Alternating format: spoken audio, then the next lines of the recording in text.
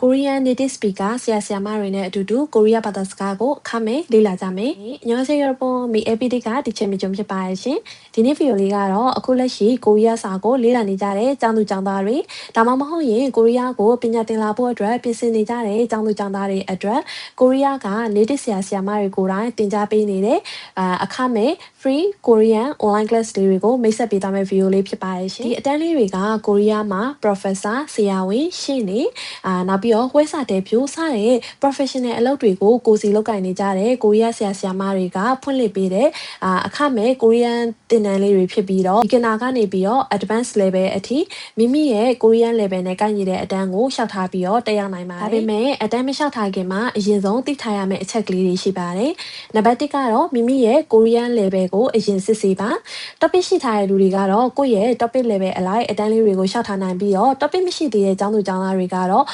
online Korean level test လေးကနေပြီးတော့ကိုယ့်ရဲ့ကိုရီးယားစာ level ကိုအရင်စစ်ဆေးပါပြီးမှသာကိုယ့်ရဲ့ level နဲ့ကိုက်ညီတဲ့အတန်းကိုရှောက်ထားဖို့အတွက်အကြံပေးပါတယ်ဒုတိယတစ်ချက်ကတော့ class registration period အတန်းလျှောက်ထားတဲ့ကာလဖြစ်ပါတယ်။ဒီအတန်းလေးတွေကိုတက်ရောက်ဖို့စိတ်ဝင်စားလို့လျှောက်ထားခြင်းနဲ့ဆိုရင်တော့ August လ18ရက်နေ့ကနေပြီးတော့ August လ25ရက်နေ့ကိုရီးယားအချိန်နဲ့ည12နာရီအထိမြန်မာအချိန်နဲ့ဆိုရင်တော့ August လ25ရက်နေ့ည9နာရီခွဲအထိ Google Form ကနေတဆင့်လျှောက်ထားနိုင်ပါတယ်။ဒါပေမဲ့အတန်းလေးတွေကဥရလူစနစ်ဖြစ်ပြီးတော့လူဦးရေလည်းကန့်သက်ထားတာကြောင့်တနိုင်သမျှစောစောလေးလျှောက်ထားဖို့အတွက်အကြံပေးပါတယ်။နောက်ဆုံးနံပါတ်3အနေနဲ့သိထားရမယ့်အချက်ကလေးကတော့ email and Kakao account ဖြစ်ပါတယ်ကိုကဒီအတန်းကိုရှောက်လာတင်တဲ့အခါမှာကိုပုံမှန်သုံးလေးရှိတဲ့ email address ကိုမှန်မှန်ကန်ကန်နဲ့ဖြည့်ဆွတ်ပေးဖို့လိုအပ်ပြီးတော့ဆရာဆရာမတွေက Kakao account ကနေ app ကနေပြီးတော့အဓိကဆက်သွယ်ရဖြစ်တဲ့အတွက်တေချာပါ Kakao account ရှိထားရပါမယ်August လ28ရက်နေ့နောက်ပိုင်းမှာတော့ဒီပေါ့နော် class attendance confirmation နဲ့ကိုတက်ရမယ့်ဆရာဆရာမရဲ့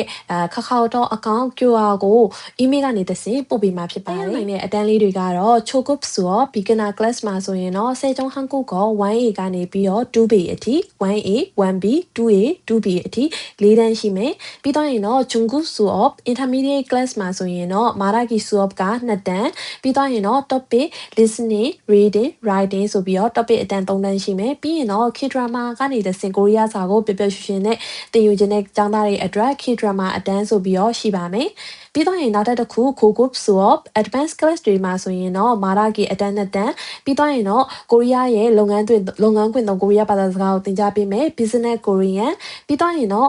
့စေကျုံဟန်ကုကောက5B 6B ကိုသင်ကြားပေးမှာဖြစ်ပြီးတော့ topic အတန်းအနေနဲ့ကတော့ topic writing class ရှိမယ်ပြီးတော့ရင်တော့ကိုရီးယားကိုကျောင်းတက်ဖို့အတွက်ကျောင်းနဲ့လာဖို့အတွက်ပြင်ဆင်နေတဲ့ကျောင်းသူကျောင်းသားတွေအတွက် Korean for University Study UHAPAN ဆိုပြီးတော့ရှိပါမယ်ကဲဒါဆိုရင်တော့ပေါ့နော်ဒီအတန်းတွေကကိုရီးယားစာလေ့လာရုံနဲ့မဟုတ်ဘဲနဲ့ကိုရီးယားမှာကျောင်းတက်ဖို့ပြင်ဆင်နေတဲ့ကျောင်းသူကျောင်းသားတွေအတွက်မေစွန်းအနေနဲ့ recommend ပေးခြင်းတဲ့အတန်းလေးကတော့ UHAPAN Korean for University Study ဆိုတဲ့အတန်းလေးဖြစ်ပါတယ်ဒီအတန်းကိုမေစွန်ကိုရိုင်းလဲပေါ့နော်ကိုရီးယားကိုကျောင်းလျှောက်ဖို့ပြင်နေတော့မှ2 semester တော့တက်ခဲ့တယ်ပေါ့နော်ဒီအတန်းမှာဘာတွေတင်ပေးလဲဆိုရင်တော့ကိုရီးယားကိုကျောင်းလျှောက်တဲ့အခါမှာကျောင်းလျှောက်လွှာပြင်ဆင်တာတွေစာရွက်စာတမ်းပြင်ဆင်တာတွေပြီးတော့ကိုရီးယားတက္ကသိုလ်ရဲ့ University Application Form တွေဖြည့်စွက်တာတွေပြီးတော့ကိုရီးယားမှာကျောင်းတက်ဖို့အတွက် International Student တယောက်အနေနဲ့တိထိုက်တဲ့ဗဟုသုတတွေကိုပြပြပေးရဲ့အတန်းလေးဖြစ်ပါတယ်ချေကိုရိုင်းလည်းကိုရီးယားကိုမလာခင်ဒီအတန်းလေးကိုဒီဆရာရဲ့အတန်းလေးကိုတက်ခဲ့ပြီးတော့ကိုရီးယားကိုရောက်လာပြီးတဲ့နောက်မှာလည်းဒီအတန်းကဆရာစီကနေအခုညီတွေအများကြီးရခဲ့တယ်။ဒါကြောင့်မို့လို့ပေါ့နော်ကိုရီးယားမှာအတိဆရာသမားကောင်းတယောက်ရောက်လိုက်တယ်လို့မျိုးပါပဲ။ဒါကြောင့်မို့လို့ပြီးတော့ပေါ့နော်ဒီအတန်းမှာချက်တယောက်တည်းမဟုတ်ဘူးနော်ဒီအတန်းကနေတက်ပြီးတော့ကိုရီးယားကိုရောက်လာကြတဲ့တခြားကျောင်းသားတွေနဲ့အတူတူလည်းအမြဲတမ်းမိုးအင်းတွေလုပ်ပြီးတော့ချေတို့အတူတူတွေ့ဖြစ်ကြတယ်။ဒါကြောင့်မို့လို့ကိုရီးယားမှာ University တက်ဖို့အတွက်စိတ်ကူးရှိတယ်ဆိုရင်တော့ဒီအတန်းလေးကိုလည်းတက်ဖို့အတွက် recommend ပေးပါတယ်เนาะဒီ free Korean class လေးတွေကိုဘယ်လိုရှောက်ထားရမလဲရှောက်ထားဖို့အတွက်ဘာတွေလိုအပ်တယ်နောက်ပြီးတော့ရှောက်ထုတ်လို့ရတဲ့အတန်းလေးတွေအကြောင်းကိုပြောပြပြီးသွားပြီဆိုတော့မေဇွန်အနေနဲ့နောက်ဆုံး Eurobond ကို request လုပ်ချင်တာလေးတစ်ခုရှိပါတယ်အဲ့ဒါကတော့ဒီအတန်းလေးတွေကပေါ့နော်အခကြေးငွေယူပြီးတော့ဖွင့်တဲ့သင်တန်းတွေမဟုတ်ပါဘူးကိုရီးယားမှာကိုစီပေါ့နော်အလုပ်တွေလုပ်ကိုင်နေရင်းနဲ့ဆရာဆရာမတွေကသူတို့ရဲ့အချိန်တွေနဲ့ effort တွေကိုစိုက်ထုတ်ပြီးတော့စေတနာနဲ့ဒီလိုမျိုးဖွင့်ပြီးရဲ့သင်တန်းလေးတွေဖြစ်တဲ့အလျောက်ဆရာဆရာမတွေရဲ့ဒီအချိန်နဲ့ effort တွေကိုလေးစားတော့အဖြစ်ကိုကအတန်းကိုလျှောက်ပြီးတော့တက်ခွင့်ရမယ်ဆိုရင်အစအနေအဆုံးထိactive ဖြစ်နဲ့ ပါဝင်ပေးဖို့အတွက်ချက်ကမြေတရရက်ခံချင်ပါတယ်။နန်းရှာဖို့အတွက်စိတ်ဝင်စားတဲ့ကျောင်းသူကျောင်းသားတွေကတော့ချက်ရဲ့ Facebook page May Everyday Korean ဆိုတဲ့ page ကနေတဆင့်Google Form မှာ Google Form လေးတွေလည်းတင်ပေးထားတယ်။အဲ့ကနေတဆင့်ရှောက်လို့ရပါတယ်။ပြီးတော့ကိုယ့်ရဲ့ Korean level ကိုမသိတဲ့ကျောင်းသူတွေကအဲ့ဒီမှာ online Korean level test link လေးလည်းရှိရကြောင်းမို့လို့အဲ့ကနေတဆင့်ဝင်ဖြေလို့ရပါတယ်။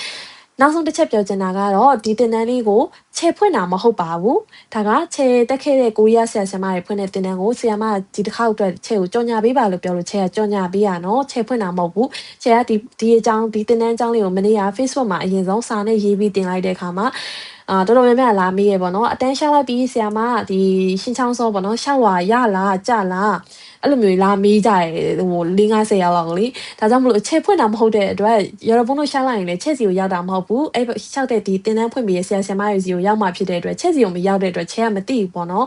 နောက်ပြီးတော့တင်တန်းနဲ့ပတ်သက်တာတခုမသိရရှင်ချက်ကိုလာမေးရင်ဆရာမကိုပြောပြပေးမယ်ဒါပေမဲ့ချက်ဖွင့်တဲ့တင်တန်းမဟုတ်ပါဘူးပြီးတော့နောက်ဆုံးတစ်ချက်ခခအော်တော့အကောင့်မရှိရင်ရောရလာလို့မေးရဖြစ်တဲ့အတွက်ခခအော်တော့အကောင့်မရှိရင်မရပါဘူးဘာလို့လဲဆိုတော့ဒီဘက်ကကိုရီးယားဆရာတွေကလူကြီးပိုင်းတွေဖြစ်တဲ့အတွက်အဲ့ခခအော်တော့ကနေပဲသုံးပြုပြီးဆက်သွယ်ရများတခြား installer တွေပါမရှိကြဘူးပေါ့နော်ဒါကြောင့်မလို့ခခအော်တော့အကောင့်တေချာပါရှိထားဖို့လိုအပ်ပါတယ်